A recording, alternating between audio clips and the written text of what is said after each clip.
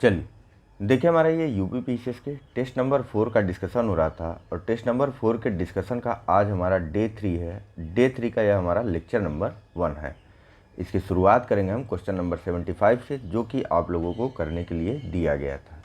तो चलिए फटाफट से शुरुआत कर लेते हैं। यहाँ पर पूछा गया था कि निम्नलिखित में से कौन सी स्थानीय हवाएं प्रकृति में ठंडी होती हैं, और ऑप्शन था आपके पास पहला चिनकू, दूसरा हरमट्टन, तीसरा बोरा और चौथा जुंडा। कूट का प्रयोग करते हुए आप लोगों को सही उत्तर देना था। ऑप्शन से आपके पास ए केवल 1 और 3, बी केवल 2 और 4, सी केवल 3 या फिर डी केवल 3 और 4। चलिए, इसका जो सही आंसर था वह था ऑप्शन नंबर सी, यानी कि केवल और केवल तीसरा कथन, या फिर यह बोरा जो है वह स्थानीय ठंडी हवा है। बाकी अन्य सभी जो हैं वह गर्म या फिर शुष्क हवाएं हैं। आइए सबके बारे में थोड़ा थोड़ा बात करते हुए चलते हैं।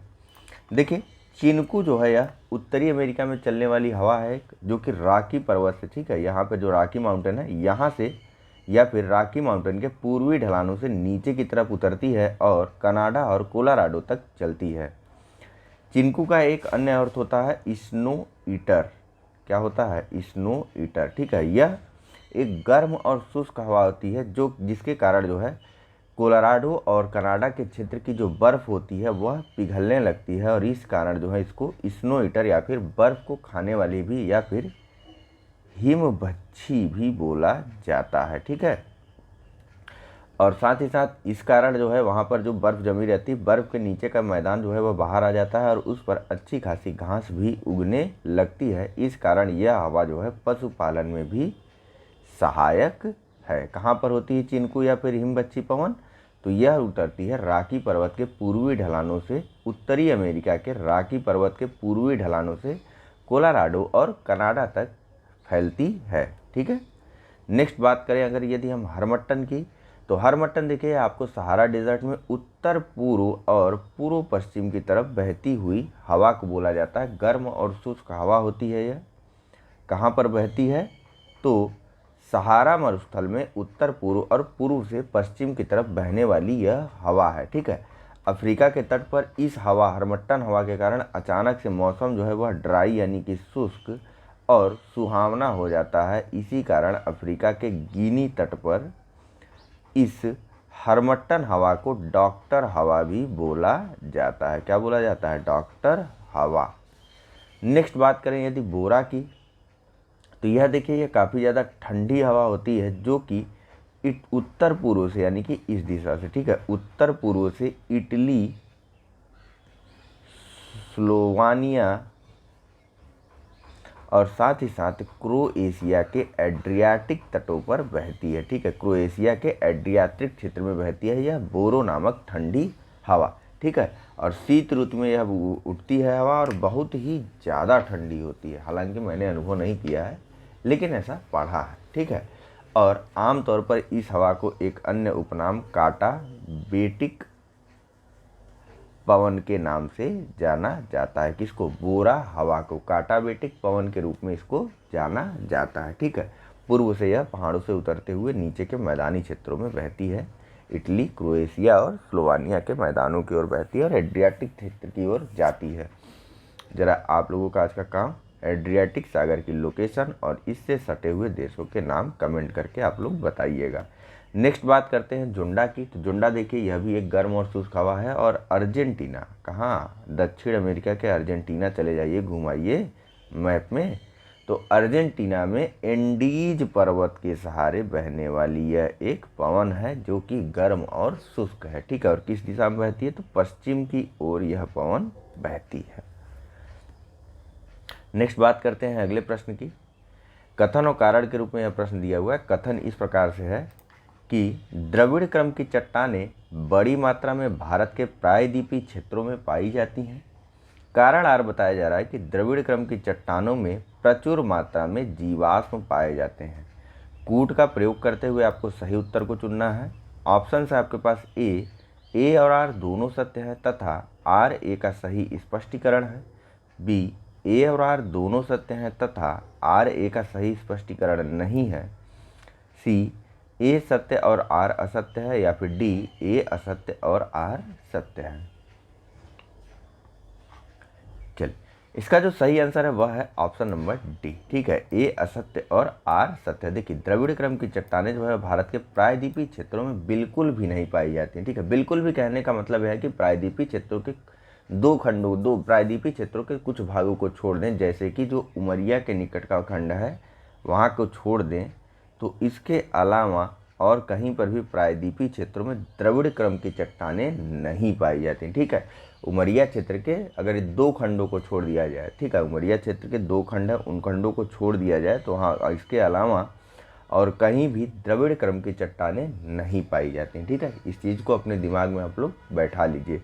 इन द्रविड़ क्रम की चट्टानों का निर्माण 600 से लेकर के 300 मिलियन वर्ष पहले हुआ था। ठीक है, 600 से लेकर 300 मिलियन वर्ष पहले द्रविड़ क्रम की चट्टानें अस्तित्व में आई थी, और इन चट्टानों का अधिकांश अस्तित्व या फिर अधिकांश विस्तार जो है वह प्रायद्वीपीय क्षेत्रों से अलग हिमालय और गंगा के मैदानी क्षेत्रों में हमको देखने को मिलता है। हिमालय और गंगा के मैदानी क्षेत्रों में हमको द्रविड़ क्रम की चट्टानें देखने को मिलती हैं।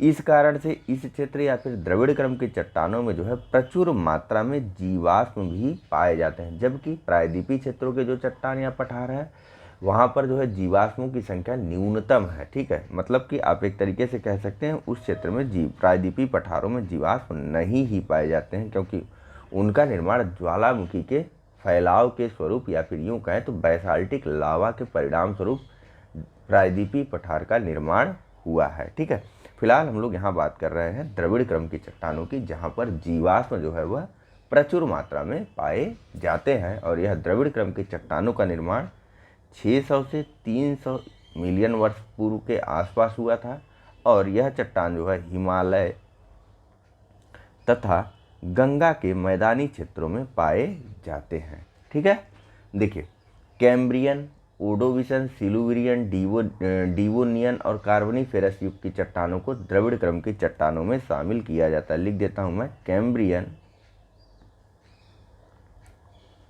ओडोविसन, सिलुरियन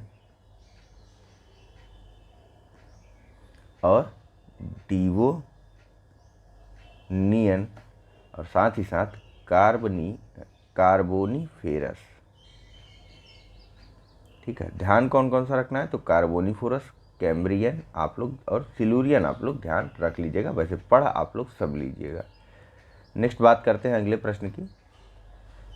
यहाँ पूछा जा रहा है कि निम्नलिखित में से कौन स्वस्थानीय संरक्षण या फिर इन सीटू कंजर्वेशन का उदाहरण है। पहला ए जंतु उद्यान, दूसरा बीज बैंक, और तीसरा जैव आरक्षित क्षेत्र जूलॉजिकल पार्क, सीड बैंक या फिर बायोस्फीयर रिजर्व। नीचे कूट का प्रयोग करते हुए आपको सही उत्तर बताना है।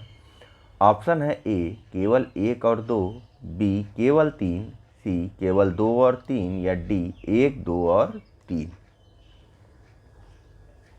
चलिए, इसका जो सही आंसर है वह है ऑप्शन नंबर बी।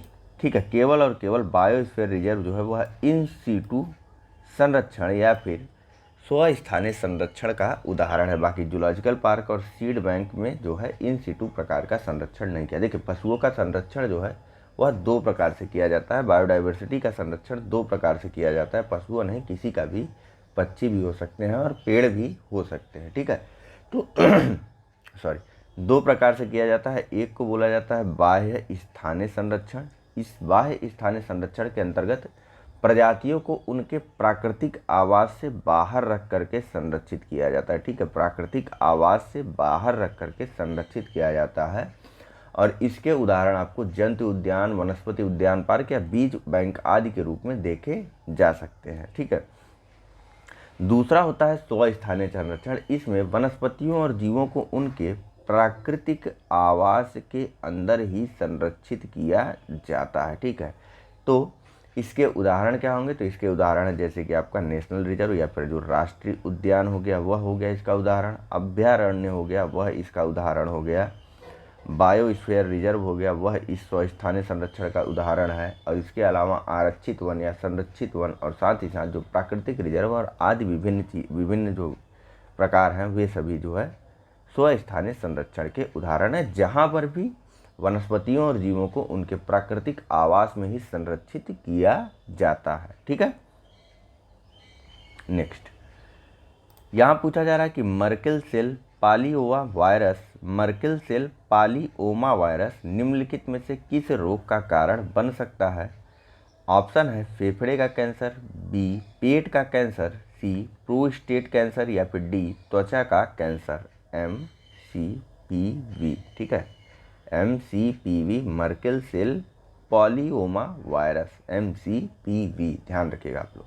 चलिए, इसका जो सही आंसर है वह है ऑप्शन नंबर डी। ठीक है, MCPV के कारण जो है त्वचा का एक कैंसर होता है। ठीक है, MCPV देखिए यह जो है वृद्धावस्था या फिर बुढ़ापे के स्वरूप आप कह लीजिए तो वृद्धावस्था, अल्ट्रावायलेट लाइट के संपर्क या फिर पराबैंगनी प्रकाश के संपर्क के कारण अथवा एक कमजोर इम्यून सिस्टम से संबंधित एक वायरस है। ठीक है, अब बात करते हैं अभी यह चर्चा में क्यों बना हुआ है। तो देखिए MCPV को लेकर के हमारे national centre for biological science में एक रिसर्च किया गया और वहाँ पर एक डायग्नोस्टिक सिस्टम का विकास किया गया, या फिर यूँ कहें कि एक परीक्षण प्रणाली का विकास किया गया हमारे बेंगलुरु अवस्थित राष्ट्रीय जैविक विज्ञान केंद्र में, जिसके माध्यम से MCPV की पहचान की जा सकती थी। इस सिस्टम को कहा गया CRISPR, CRISPR-Cas12।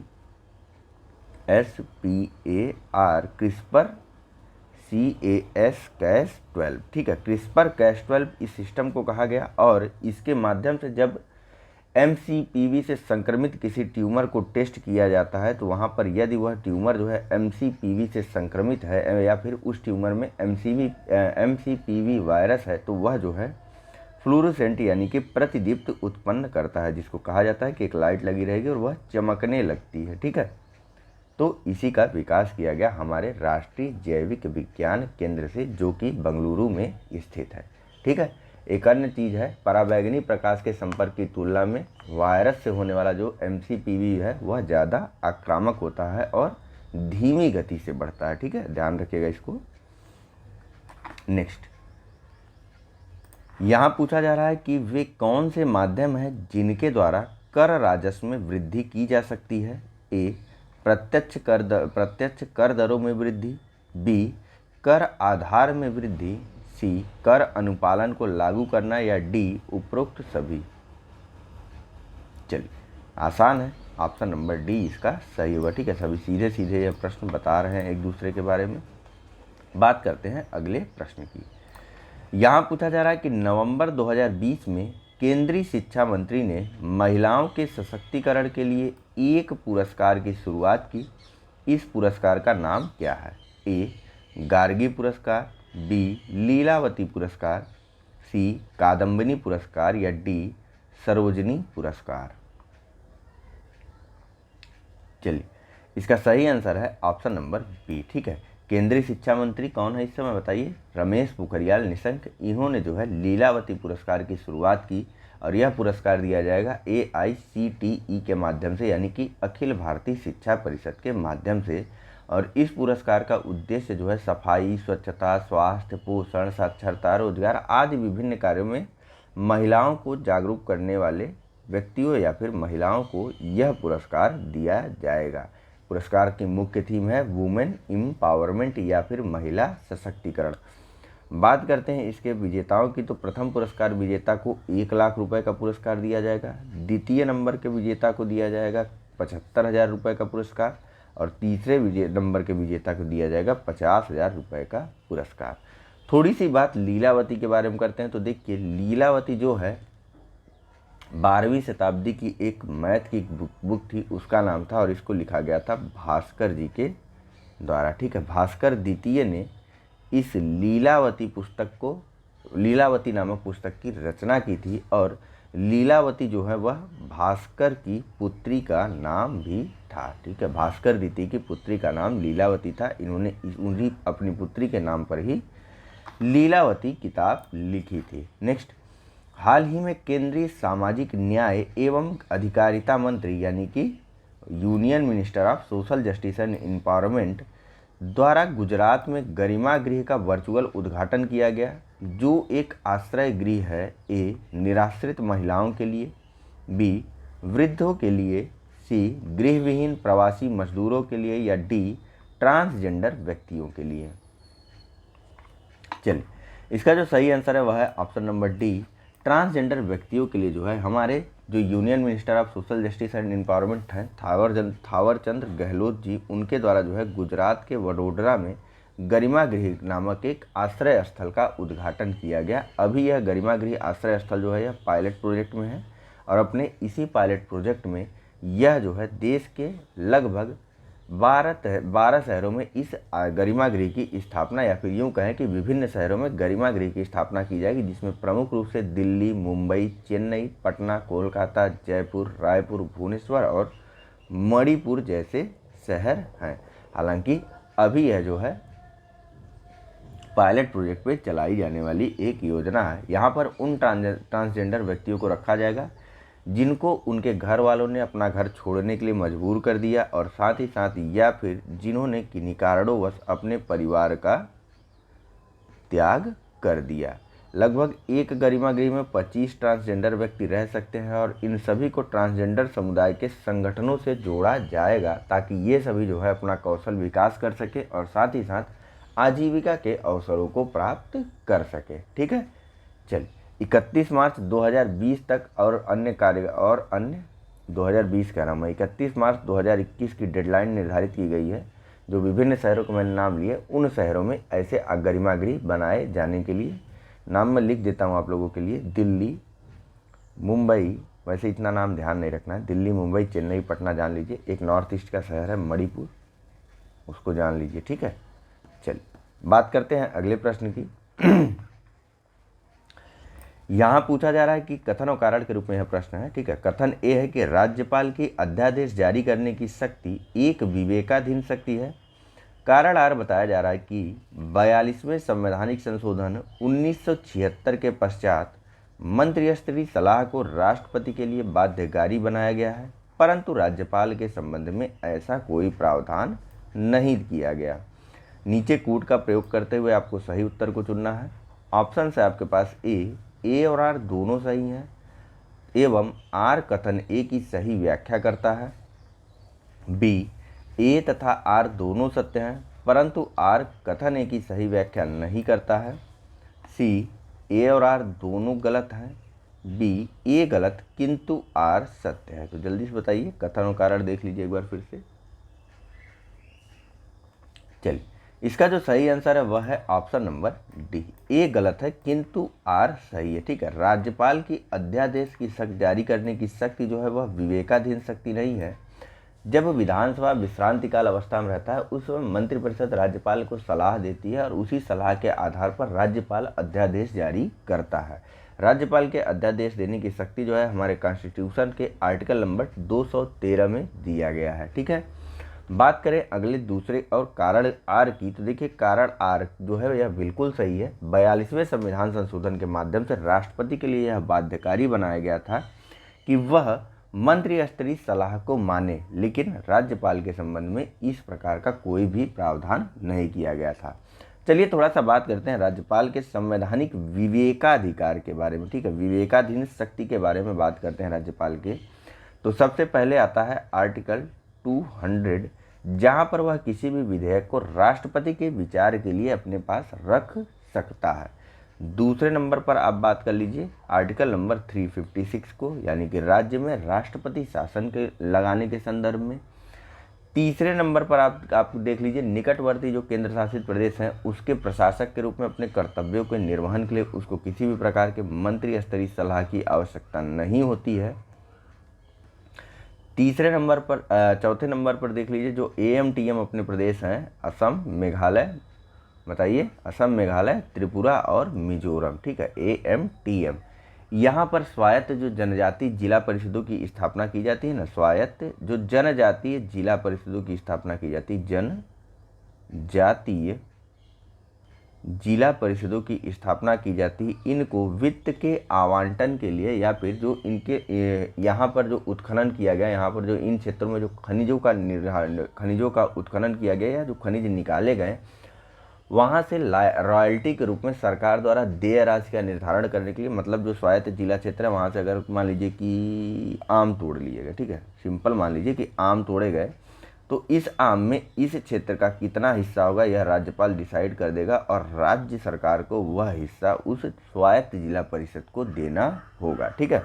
और 5वें नंबर पर आता है प्रशासनिक एवं विधायी मामलों के संबंध में मुख्यमंत्री से जानकारी प्राप्त करना, यानी कि आर्टिकल नंबर 167 का बी, ठीक है।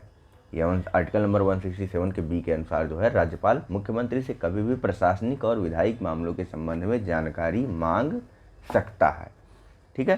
चलिए बात करते हैं अगले प्रश्न की। यहाँ पूछा जा रहा है कि संयुक्त राज्य लोक सेवा आयोग joint state public service commission, ठीक है, के अध्यक्ष और सदस्यों की नियुक्ति कौन करता है? ए राष्ट्रपति, बी राज्यपाल, सी प्रधानमंत्री या फिर डी भारत का मुख्य न्यायाधीश। चल इसका सही आंसर है ऑप्शन नंबर ए, ठीक है। जो ज्वाइंट JSPCS होते हैं, joint state public service commission होते हैं, उनके अध्यक्ष और सदस्यों की नियुक्ति जो है वह की जाती है राष्ट्रपति के द्वारा, ठीक है। Joint state public service commission के बारे में प्रावधान कहाँ दिया हुआ है? तो यह दिया हुआ है आर्टिकल नंबर 315 के सब क्लास 2 में, ठीक है।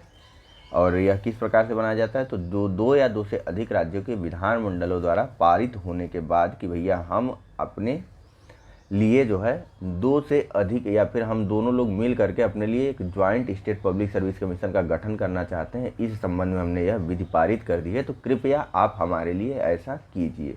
तो बाद में संसद द्वारा जो है उसका गठन किया जाता है और नियुक्ति वहाँ पर की जाती है राष्ट्रपति के द्वारा।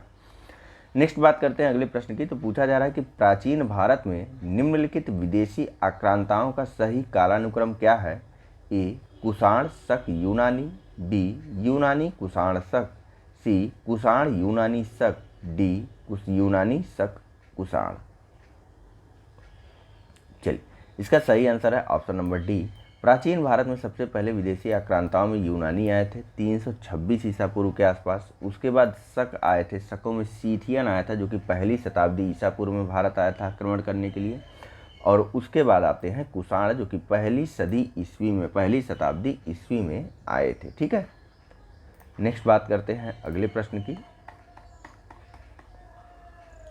यहाँ पूछा जा रहा है, 2 सूचियाँ दी हुई हैं, एक तरफ पुस्तक है और दूसरी तरफ उनके लेखक हैं, इनको आपको सुमेलित करवाना है। ए है Gita Rahasya Aurobindo Ghosh, B India wins freedom Dadabhai Naoroji, C the life divine Bal Gangadhar Tilak, D poverty and un British rule in India Abul Kalam Azad. कूट इस प्रकार से है, ए 3 4 1 2, बी 1 4 3 2, सी 2 3 1 4 या डी 1 2 3 और 4। तो कौन सा सुमेलित का है, किस प्रकार सुमेलित से जरा बताइए।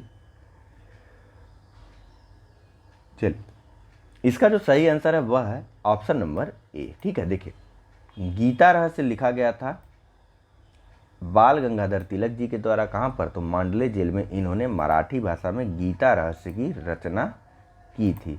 वहीं बात करें इंडिया विंस फ्रीडम की, तो इंडिया विंस फ्रीडम लिखा गया था अबुल कलाम आज़ाद जी के द्वारा।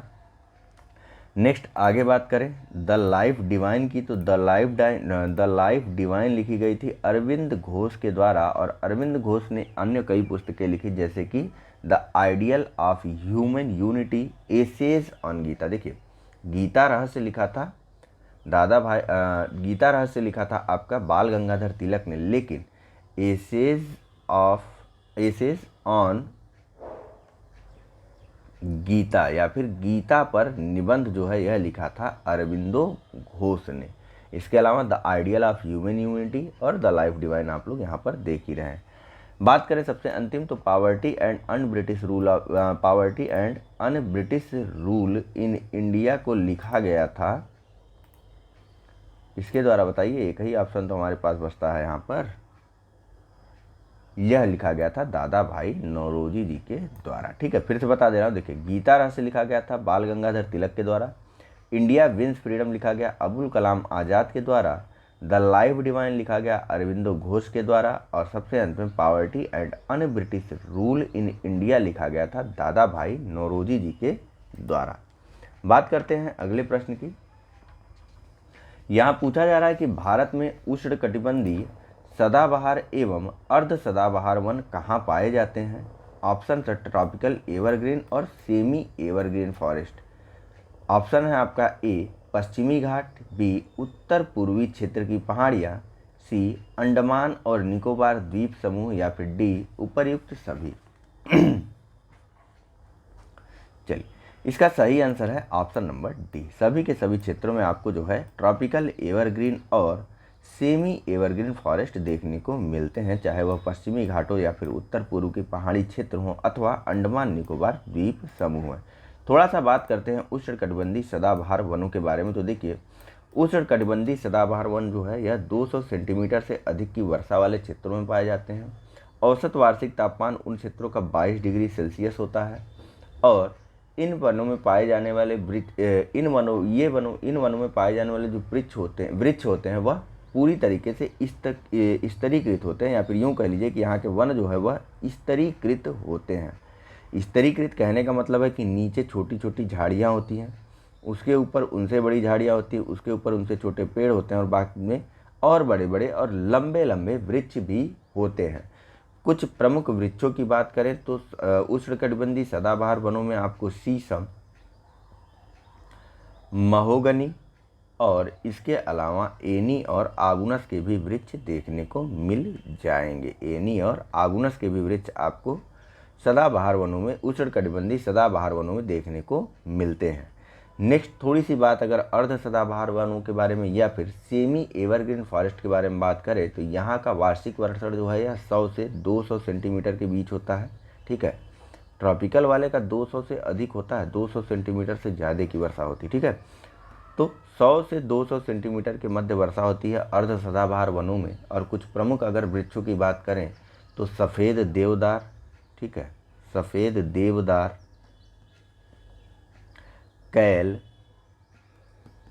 होल लाख आदि वृक्ष इन क्षेत्रों में मिलते हैं। ठीक है, ये क्षेत्र जो है सदाबहार और आर्द्र वर्णपाती वनों के आर्द्र वर्णपाती वृक्षों के मिश्रण के रूप में भी होते हैं। ठीक है, नेक्स्ट बात करते हैं। वैसे ज्योग्राफी वाले लेक्चर में और अच्छे से आपको डिटेल में बताया गया था। तो ठीक है, अगले प्रश्न पर चलते हैं। यहाँ पर जो है सूचियाँ दी हुई हैं, इनको सम्मिलित करवाना है। एक तरफ अधिकतम श्रेणी दी हुई है और दूसरी तरफ स्थान दिए हुए हैं। तो ऑप्शन ए है सबसे ठंडा स्थान दस्तेलूट, बी सबसे गर्म स्थान अटाकामा मरुस्थल, सबसे शुष्क स्थान अंटार्कटिका और सबसे नम स्थान मासिन राम। अच्छा, शुष्क क्या होता है और नम क्या होता है? देखिए, जहाँ पर आर्द्रता या फिर ह्यूमिडिटी अधिक होती है उसे नम बोला जाता है, और जहाँ पर वायु में आर्द्रता या फिर ह्यूमिडिटी बिल्कुल नहीं होती उसे शुष्क हवा बोली जाती है। ठीक है, ऑप्शन है आपके पास ए 1 2 3 4, बी 4 3 2 1, सी 3 4 1 2, या डी 3 1 2 4। चलिए, इसका जो सही आंसर है वह है ऑप्शन नंबर डी। ठीक है, देखिए विश्व का सबसे ठंडा स्थान है अंटार्कटिका। अंटार्कटिका में भी आप पूर्वी अंटार्कटिका का एक पठार है, वहाँ पर स्थित 2 शिखर हैं, एक का नाम है आर्गस और दूसरे का नाम है फूजी। आर्गस और फूजी डोम, इन दोनों के बीच का जो स्थल है वह जो है विश्व का सर्वाधिक ठंडा स्थान है, और यहाँ पर टेम्परेचर जो है -148 डिग्री तक जाता है। ठीक है, तो विश्व का सबसे ठंडा स्थान है अंटार्कटिका। उसके बाद बात करते हैं नेक्स्ट की। तो विश्व का सबसे गर्म स्थान है ईरान स्थित दस्त-ए-लुट, जो नमक का सबसे बड़ा मरुस्थल भी है। ठीक है, और दुनिया का 25वां सबसे बड़ा मरुस्थल है ईरान का दस्त-ए-लुट। ठीक है, यहाँ का टेम्परेचर 70 डिग्री सेल्सियस तक रिकॉर्ड किया गया। तो सोचिए हम लोग 24 25 30 35 तक कितना परेशान हो जाते हैं। ठीक है, नेक्स्ट, दुनिया का सबसे शुष्क स्थल है अटाकामा मरुस्थल। कहाँ पर है अटाकामा मरुस्थल? कई बार इसके बारे में चर्चा हो गई जब से टेस्ट सीरीज डिस्कस किया जा रहा है। ठीक है, तो यह अटाकामा मरुस्थल जो है वह है आपका दक्षिण अमेरिका के पश्चिमी तट पर। ठीक है, या फिर यूं कह लीजिए कि दक्षिण अमेरिका में जो चिली है उसके किनारे पर आपको अटाकामा मरुस्थल देखने को मिल जाएगा, जो कि विश्व का सबसे शुष्क स्थान है। सबसे अंत में बात करते हैं हम लोग किसकी, तो हम लोग करते हैं सबसे नम स्थान की, जो है हमारे भारत का मासिन राम। यह दुनिया का सबसे आर्द्र स्थान है और यहाँ पर जो वार्षिक वर्षण है वह 11,871 मिलीमीटर होती है। ठीक है, नेक्स्ट बात करते हैं अगले प्रश्न की।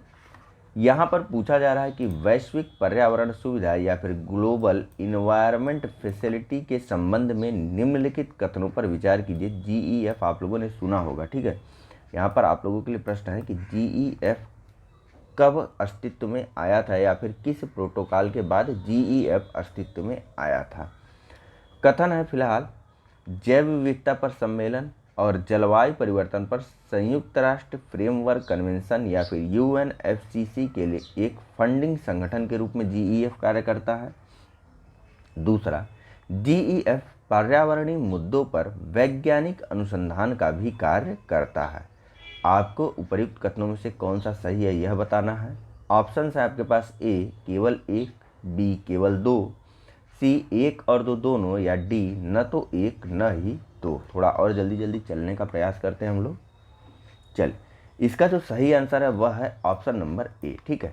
GEF देखिए, यह एक विकासशील देशों को जो है पर्यावरणीय सम्मेलनों के उद्देश्यों को पूरा करने के लिए फंड प्रदान करता है। क्या प्रदान करता है? कोष प्रदान करता है। किस लिए?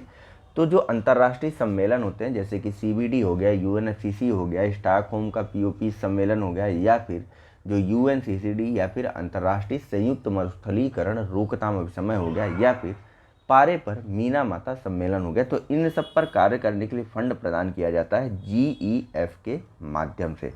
आप लोगों के लिए प्रश्न है कि यह GEF कब अस्तित्व में आया और किस कारण अस्तित्व में आया। बहुत अच्छा प्रश्न है, जवाब जरूर दीजिएगा। नहीं पता है तो कमेंट करके दीजिएगा, गूगल करके दीजिएगा, ठीक है। और या फिर कमेंट में कुछ भी लिख दीजिएगा GEF के बारे में, मैं आपको सही जवाब दे दूंगा वहीं पर, ठीक है। और यह जो दूसरा कथन है यह बिल्कुल गलत है। GEF के माध्यम से पर्यावरणीय मुद्दों पर किसी भी प्रकार का अनुसंधान नहीं किया जाता है, बल्कि यह एक फंड है, ठीक है। चलिए थोड़ा सा मैं इन चीज़ों को लिख देता हूँ। देखिए, CBD, UNFCCC, इसके अलावा जो स्टॉकहोम कन्वेंशन है SCPOP, ठीक है। स्टॉकहोम कन्वेंशन है जो स्थायी कार्बनिक प्रदूषकों को लेकर के उसके लिए। इसके अलावा UNCCD यानी कि संयुक्त राष्ट्र जो मरुस्थलीकरण रोकथाम अभिसमय है उसके लिए। और सबसे अंत में पारे पर जो अपना मीना माता कन्वेंशन है, इन सभी के लिए फंडिंग प्रदान की जाती है GEF के माध्यम से, ठीक है। चलिए नेक्स्ट बात करते हैं अगले प्रश्न की। यहाँ पूछा जा रहा है कि निम्नलिखित में से कौन सा एक अनुचुंबकीय पैरामैग्नेटिक मटेरियल है। A चांदी, B लोहा, C टंगस्टन या फिर D एंटीमनी। चलिए, इसका जो सही आंसर है वह है ऑप्शन नंबर C, ठीक है। टंगस्टन जो है एक पैरामैग्नेटिक मटेरियल है, ठीक है। थोड़ा थोड़ा बात करते हैं हम लोग। देखिए, 3 कंडीशन होती है मैग्नेट को लेकर के। एक तो होता है प्रतिचुंबकीय, या फिर इस प्रतिचुंबकीय को बोलते हैं डायामैग्नेटिक मटेरियल। यह क्या होता है? तो जब चुंबक के द्वारा क्षीण रूप से किसी पदार्थ को विकर्षित, या फिर बताइए विकर्षित को क्या बोलते हैं, विकर्षित किया जाता है, तो उसको बोला जाता है, उन पदार्थों को बोला जाता है डायामैग्नेटिक मटेरियल। जैसे कि इसके उदाहरण हो गए आपके रजत, स्वर्ण यानी कि सोना, और एंटीमनी। ये सभी जो है डायामैग्नेटिक मटेरियल के उदाहरण हैं। इनको चुंबक के द्वारा क्षीण रूप से विकर्षित किया जाता है। नेक्स्ट बात करते हैं अनुचुंबकीय या फिर पैरामैग्नेटिक मटेरियल्स के बारे में। तो चुंबक द्वारा क्षीण रूप से जिन पदार्थों को अपनी ओर आकर्षित किया जाता है उनको बोला जाता है पैरामैग्नेटिक मटेरियल। और इसके उदाहरण हैं टंगस्टन, लिथियम और कैल्शियम आदि, ठीक है। टंगस्टन, लिथियम, कैल्शियम और आदि जो है इसके उदाहरण हैं पैरामैग्नेटिक मटेरियल के। और सबसे अंत में होता है लौह चुंबकीय पदार्थ या फिर फेरोमैग्नेटिक मटेरियल, लौह चुंबकीय पदार्थ। इसके उदाहरण क्या क्या हैं? तो लौह चुंबकीय पदार्थ जो ऐसे पदार्थ होते हैं जो बहुत मजबूती से चुंबक के द्वारा आकर्षित किए जाते हैं, उदाहरण स्वरूप लोहा, निकेल, कोबाल्ट आदि चीज़ें। ठीक है, चलिए बात करते हैं अगले प्रश्न की। तो यहाँ पूछा जा रहा है कि राष्ट्रीय परिवार स्वास्थ्य सर्वेक्षण, national family health survey NFHS के संदर्भ में निम्नलिखित कथनों पर विचार कीजिए। पहला, समन्वय और तकनीकी मार्गदर्शन प्रदान करने के लिए मुंबई अवस्थित अंतर्राष्ट्रीय जनसंख्या विज्ञान संस्थान, international institute of population science IIPS NFHS की नोडल एजेंसी है। दूसरा, यह भारत के चुनिंदा राज्यों में परिवारों के प्रतिनिधि नमूने में किया जाने वाला एक व्यापक बहुचरणीय सर्वेक्षण है। तीसरा, चौथा राष्ट्रीय परिवार सर्वेक्षण या फिर NFHS 4 2018-19 में आयोजित किया गया था। आपको बताना है कि उपयुक्त में से कौन सा सही है। ऑप्शन है आपके पास A केवल 2 और 3, B केवल 1, C केवल 3 या D 1, 2 और 3। चलिए, इसका जो सही आंसर है वह है ऑप्शन नंबर B, यानी कि केवल और केवल पहला कथन सही है, बाकी अन्य सभी कथन गलत हैं। सबसे पहले बात करते हैं NFHS की। तो देखिए, नेशनल फैमिली हेल्थ सर्वे इसका पूरा नाम है और इस फैमिली हेल्थ सर्वे का उपयोग आप लोग समझ ही रहे होंगे कि परिवारों के स्वास्थ्य संरक्षण या फिर परिवारों से संबंधित स्वास्थ्य आंकड़ों को एकत्रित करने के लिए किया जाता है। और चूंकि नाम में ही नेशनल है तो किन्हीं चुनिंदा राज्यों को लेकर के नहीं होगा। ठीक है, नेशनल फैमिली हेल्थ सर्वे जो है वह भारत के या फिर संपूर्ण भारत के लिए आयोजित किया जाता है या फिर संपूर्ण भारत के स्तर पर इस नेशनल फैमिली हेल्थ सर्वे को कंडक्ट किया जाता है। इसके माध्यम से भारत के प्रमुख स्वास्थ्य आंकड़ों को एकत्रित किया जाता है और बाद में उन आंकड़ों का विश्लेषण वगैरह करके हम लोग अन्य चीज़ों के बारे में जानकारी एकत्र करते हैं या फिर अपने प्लान बनाते हैं उसके अकॉर्डिंग। उसको छोड़िए, फिलहाल NFHS के बारे में बात करते हैं। तो इसकी जो नोडल एजेंसी है यह है मुंबई स्थित IIPS, जिसका नाम है international institute of population science या फिर अंतर्राष्ट्रीय जनसंख्या विज्ञान संस्थान जो है NFHS की नोडल एजेंसी है और इसके माध्यम से संपूर्ण भारत में जो है स्वास्थ्य परीक्षण किए जाते हैं। ठीक है, और बात करते हैं नेशनल अब तक हुए सभी नेशनल फैमिली हेल्थ सर्वे के बारे में। तो देखिए, NFHS 1 जो है यह आयोजित किया गया था वर्ष 1992 से लेकर के 1992 से लेकर के 1993 के बीच के लिए। ठीक है, NFHS दूसरा किया गया था 1998 से लेकर के 1999 तक या फिर 1998 से 1999 के मध्य जो है नेशनल फैमिली हेल्थ सर्वे दूसरा 2 किया गया और नेशनल फैमिली हेल्थ सर्वे तीसरा कंडक्ट किया गया था 2005 और 2006 के मध्य। फिर नेशनल फैमिली हेल्थ सर्वे 4, ठीक है, चौथा राष्ट्रीय परिवार स्वास्थ्य सर्वेक्षण किया गया था 2014 और 15 के मध्य और फिलहाल जो है नेशनल फैमिली हेल्थ सर्वे 5वां आयोजित किया जा रहा है और यह आंकड़े एकत्रित कर रहा है 2018 और 19 के लिए। ठीक है, नेशनल फैमिली हेल्थ सर्वे फिलहाल चल रहा है 5वां जो 2018-19 के लिए आंकड़े एकत्रित कर रहा है। ठीक है, देखा होगा आपने कि लगातार इसके बीच में कोई एक सीक्वेंस नहीं है जिस प्रकार से हमारी जनगणना आयोजित होती है प्रत्येक 10 वर्षों में।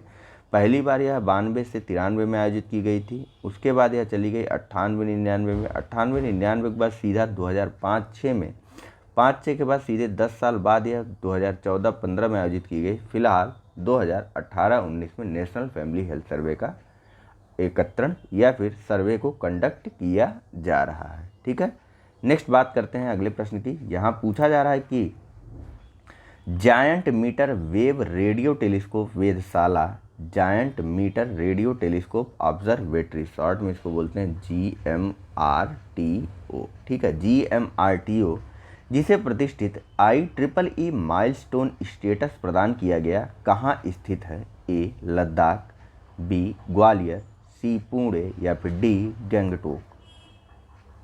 देखिए GMRTO जो है महाराष्ट्र के पुणे में स्थित है और इसको IEEE माइलस्टोन स्टेटस प्रदान किया गया। देखिए IEEE माइलस्टोन स्टेटस जो है वह उत्कृष्टता के लिए कार्य करने के लिए पेटेंट, सेमिनल पेपर्स और साथ ही साथ अन्य अद्वितीय उत्पादों, सेवाओं और प्रौद्योगिकी उपलब्धियों के लिए प्रदान किया जाता है। क्या? IEEE milestone status. भारत को अब तक यह 3 बार प्रदान किया गया है। पहली बार जेसी बोस को वर्ष 1895 में यह IEEE माइलस्टोन स्टेटस प्रदान किया गया था। दूसरी बार वर्ष 1928 में CV रमन को यह प्रदान किया गया था। CV रमन को यह प्रदान किया गया था IEEE माइलस्टोन।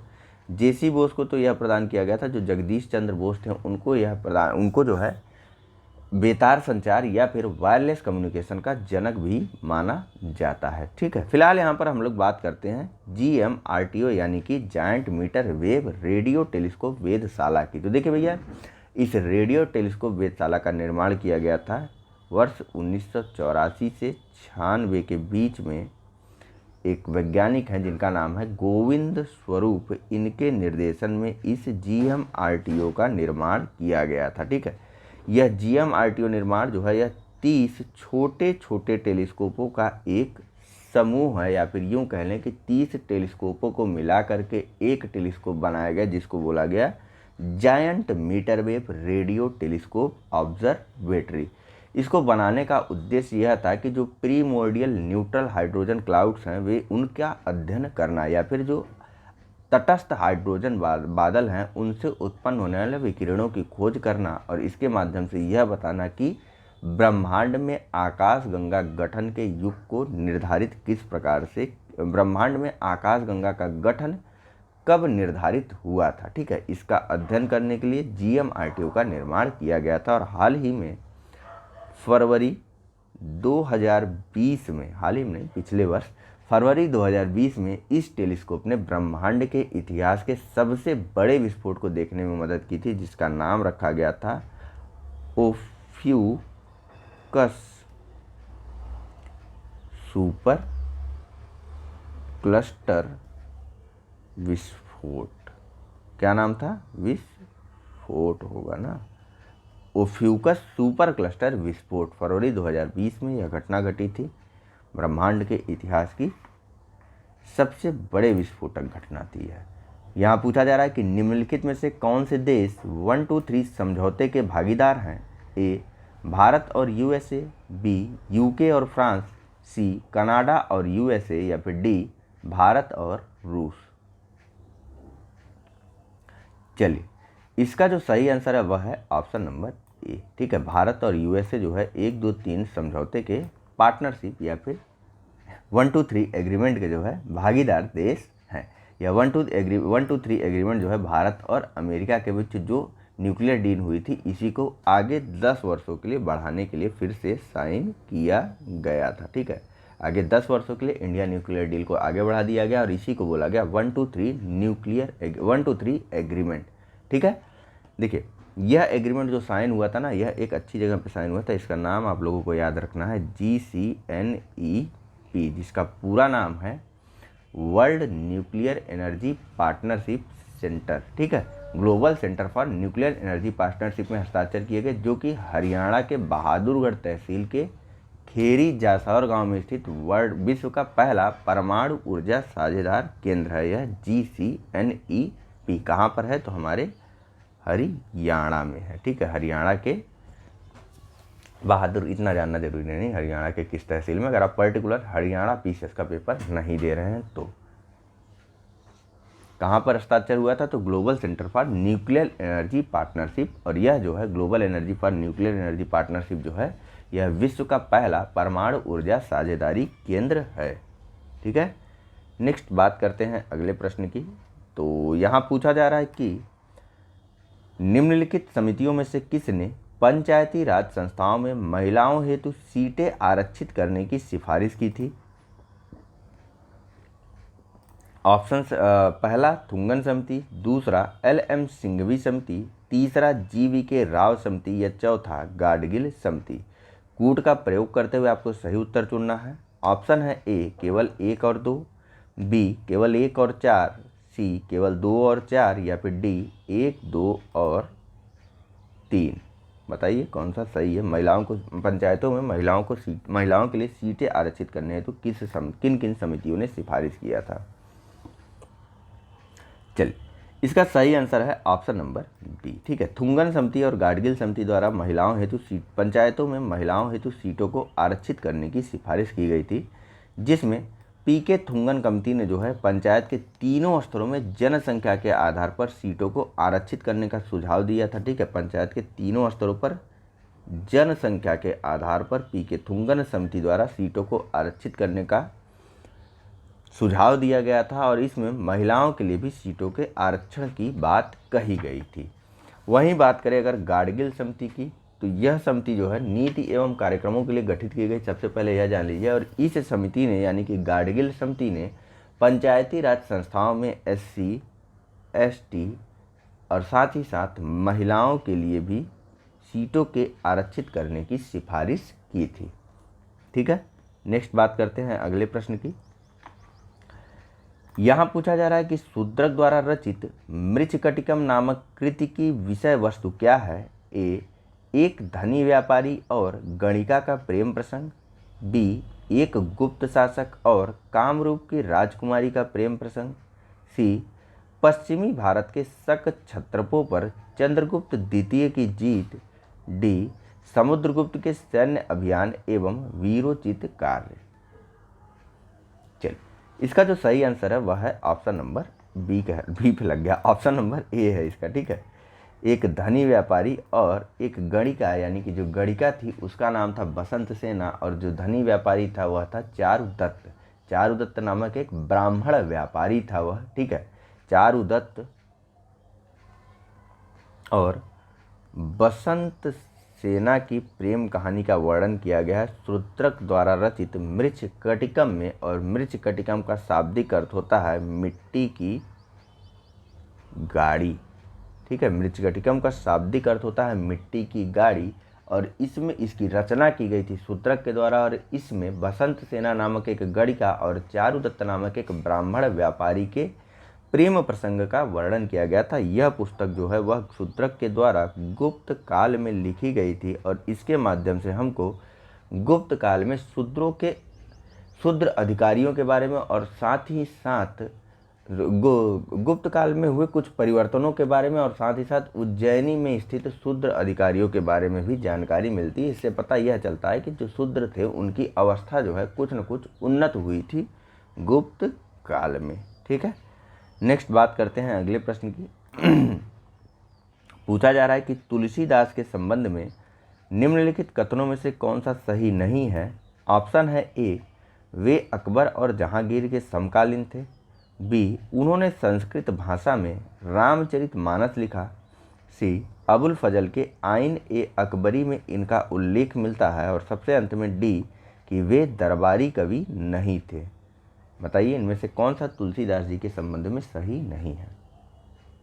चलिए, इसका जो सही आंसर है वह है option number B, Tulsidas ji ने संस्कृत भाषा में नहीं अवधी भाषा में रामचरितमानस की रचना की थी। ठीक है, ये अकबर और जहांगीर के समकालीन थे। अबुल फजल के आईने अकबरी में इनका जिक्र किया गया है और साथ ही साथ यह किसी भी दरबार के कवि नहीं थे। इन्होंने अपना अधिकांश समय जो है वह बनारस में ही बिताया था। तुलसीदास जी के द्वारा लगभग 25 से अधिक पुस्तकें लिखी गई थी, जिनमें से विनय पत्रिका और